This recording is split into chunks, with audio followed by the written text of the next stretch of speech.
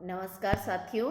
आज जो हमारा विषय है आरएस के इंटरव्यू को लेकर है। बहुत सारे स्टूडेंट की डिमांड थी कि मैडम किस तरह से आरएएस इंटरव्यू को फेस किया जाता है, क्या एस्पेक्ट होते हैं उनके। तो मैं उन सभी जो इस बार आरएस के इंटरव्यू देने जा रहे हैं उनको लिए कहना चाहूँगी कि आप सबसे पहले तो अपने नेम से संबंधित अपना इंट्रोडक्शन, अपना बायोडेटा की एक समरी बनाई है। नेम से संबंधित अपना बायोडेटा, अपने कॉर्ड से संबंधित, और आपकी जो वेशभूषा है वो बहुत ही एज ए सिंपल होनी चाहिए। किसी तरह के वो नहीं, हाईलाइट नहीं दिखनी चाहिए। और जो आपका मतलब आप हमेशा जो इंटरव्यू देते हैं तो जो एक्सपर्ट होते हैं, आपके इंटरव्यूज लेने वाले होते हैं, उनसे आप आई कांटेक्ट बनाए रखिए। इससे ये साबित होता है कि जैसे ही आपसे क्वेश्चन पुट अप हो रहे हैं और बड़े धैर्य से और बड़े कॉन्फिडेंस से डिटरमिन कर रखते हुए बड़े ध्यान से दीजिए। बहुत जो इंटरव्यूज लेने वाले होते हैं बहुत ही कोऑपरेटिव होते हैं, आपको बहुत ही अच्छी तरह से सुनते हैं। तो एक हमारा जो डेडिकेशन होता है कि भाई आप एक अच्छे एसडीएम बनने जा रहे हैं, तो वो उम्मीद रखते हैं, ऐसा आपसे एस्पेक्ट रखते हैं। तो आपका जो बायोडेटा है, फर्स्ट में आपका बायोडेटा आप पूरी तरह से क्लीन होना चाहिए। क्लीन का मतलब आपका कॉन्सेप्ट बायोडेटा से आपका फिर दिमाग में एक तो आपके नेम का मीन्स पूछा जा सकता है। दूसरा क्या होता है कि नेम के साथ साथ आपका जो एजुकेशन है, यदि एजुकेशन में कोई बैक आया है या आपने मान लीजिए ब्रेक आ गया है और आप फिर भी अपने सेल्फ कॉन्फिडेंस को, विल पावर को स्ट्रॉन्ग रखते हुए आप कंटिन्यू रेशो में हैं एडमिनिस्ट्रेटिव में, तो वहाँ से भी आपका क्वेश्चन पुटअप होता है। दूसरा ये है कि आप कोई गवर्नमेंट जॉब में हैं तो वहाँ से भी आपको जॉब में है तो आपको उस जॉब से रिलेटेड जानकारी तो होनी चाहिए, तो वहाँ से भी आपका क्वेश्चन पुटअप होता है। आपकी डिग्री को लेकर भी क्वेश्चन पुटअप होता है।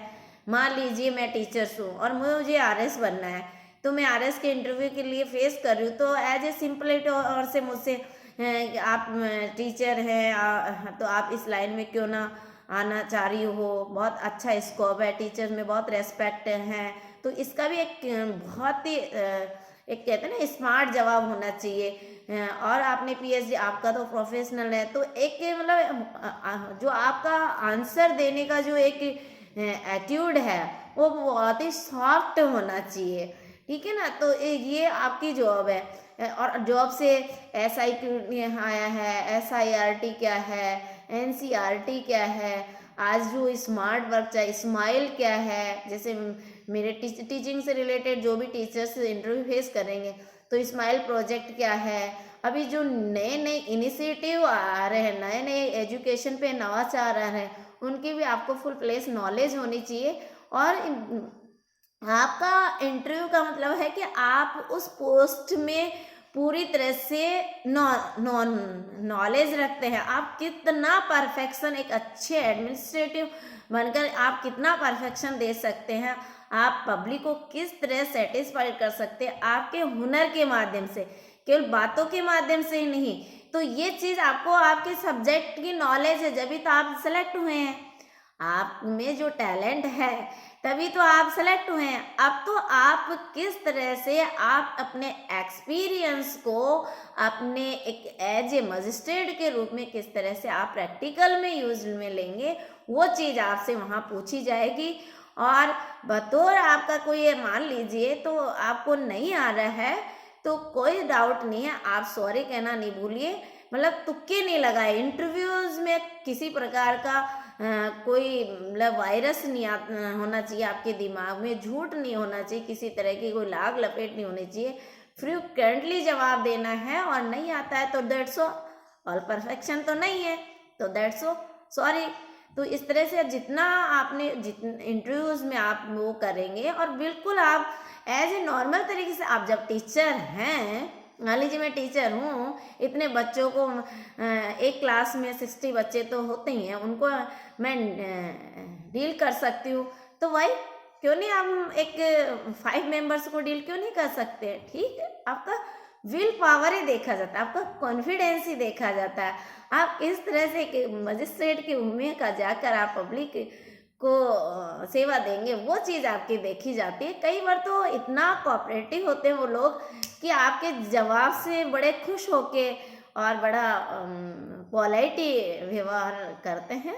और आपके डिस्ट्रिक्ट का भी छोटा मोटा नॉलेज होनी चाहिए, उससे संबंधित स्टेट की भी नॉलेज होनी चाहिए, और उससे हमारे इंडिया की भी नॉलेज। इंडिया को तो आप मैपिंग से करिए, राजस्थान इंडिया को तो आपके छोटे छोटे वहाँ कोई आपको डेस्क्रिप्टिव क्वेश्चन नहीं पूछे जाते हैं। वहाँ आई थिंक 1-2 मिनट के वाले जवाब में देने वाले क्वेश्चन पूछे जाते हैं। तो इस तरह से आप अपना एक बैकग्राउंड, और ज़्यादा भी लगता है तो 8-10 का आप इंटरव्यूज़ देख लीजिए। हमने भी एक बहुत सारे इंटरव्यूज़ का वीडियो बना रखा है, तो आप मिलिए।